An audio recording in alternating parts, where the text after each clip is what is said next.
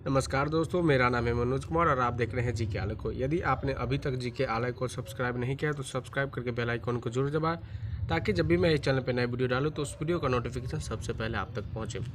चलिए वीडियो को शुरू करते हैं, देखते हैं आज का पहला सवाल को। पहला सवाल क्या कहता है? प्रागैतिहासिक के अध्ययन का विषय है। पहला ऑप्शन क्या है? निरक्षर समाजों का इतिहास। दूसरा, साक्षर समाजों का इतिहास। तीसरा, सभ्य समाज का इतिहास। चौथा है नगरीय समाजों का इतिहास। तो इस प्रश्न का जो राइट आंसर होगा वो होगा ऑप्शन ए, निरक्षर समाजों का इतिहास। चलिए तो बढ़ते हैं नेक्स्ट क्वेश्चन की तरफ।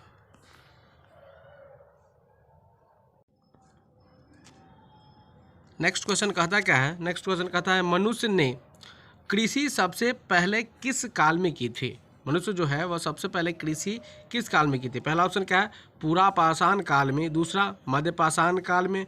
तीसरा, नवपाषाण काल में। चौथा, ताम्र प्रस्तर काल में। ताम्र प्रस्तर काल में चौथा ऑप्शन है। तो इस प्रश्न का जो राइट आंसर होगा वह होगा ऑप्शन सी, नवपाषाण काल में मनुष्य ने कृषि जो है सबसे पहले की थी। चलिए बढ़ते हैं नेक्स्ट क्वेश्चन की तरफ।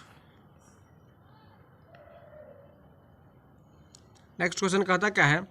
मात्रकों की अंतर्राष्ट्रीय पद्धति कब लागू की गई थी? पहला ऑप्शन 1969, दूसरा ऑप्शन है 1971, तीसरा 1983, चौथा जो है वो 1991 है। तो इस प्रश्न का जो राइट आंसर है वो ऑप्शन बी है, 1971। चलिए बढ़ते हैं नेक्स्ट क्वेश्चन की तरफ। नेक्स्ट क्वेश्चन कहता क्या है? नेक्स्ट क्वेश्चन कहता है, हर्ज क्या मापने की यूनिट है? पहला ऑप्शन क्या है? तरंगों की स्पष्टता। दूसरा, तरंगों की तीव्रता। तीसरा, तरंगों की आवृत्ति। चौथा, तरंगों का गुण। तो इस प्रश्न का जो राइट आंसर होगा वह हो जाएगा ऑप्शन सी, तरंगों की आवृत्ति। चलिए बढ़ते हैं नेक्स्ट क्वेश्चन की तरफ।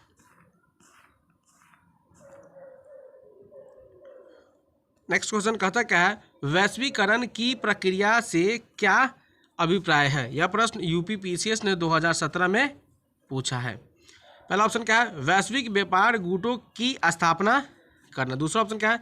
अंतर्राष्ट्रीय व्यापार में बाधाओं का सामना करना।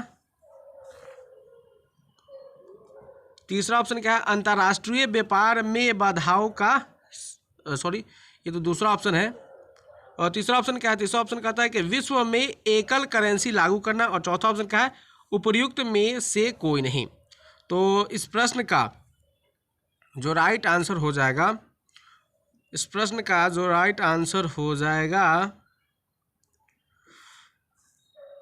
वह हो जाएगा ऑप्शन बी, अंतर्राष्ट्रीय व्यापार में बाधाओं का सामना करना। इस प्रश्न का राइट आंसर क्या हो जाएगा? अंतर्राष्ट्रीय व्यापार में बाधाओं का सामना करना। चलिए तो बढ़ते हैं नेक्स्ट क्वेश्चन की तरफ। नेक्स्ट क्वेश्चन कहता है क्या? नेक्स्ट क्वेश्चन कहता है, भारत की कुल श्रम शक्ति का लगभग कितना प्रतिशत कृषि में लगा हुआ है? पहला ऑप्शन क्या है? 43%। दूसरा ऑप्शन क्या है? 49%। तीसरा ऑप्शन क्या है? 54%।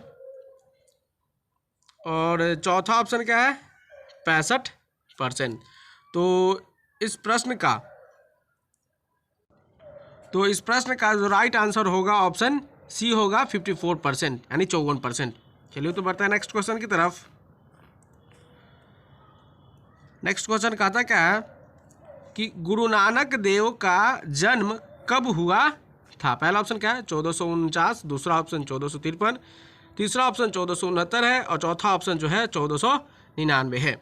तो इस प्रश्न का जो राइट आंसर हो जाएगा ऑप्शन सी हो जाएगा, 1469 ईस्वी में गुरु नानक देव का जन्म हुआ था। चलिए तो बढ़ता है नेक्स्ट क्वेश्चन की तरफ। नेक्स्ट क्वेश्चन कहता क्या है? चैतन्य ने शिक्षा दी थी। पहला ऑप्शन क्या है? भक्ति की। दूसरा, ज्ञान की। तीसरा, वैराग्य की। चौथा, इनमें से कोई नहीं। तो इस प्रश्न का जो राइट आंसर हो जाएगा वह ऑप्शन ए हो जाएगा, भक्ति की। चैतन्य ने भक्ति की शिक्षा दी थी। चलिए बढ़ते हैं नेक्स्ट क्वेश्चन की तरफ।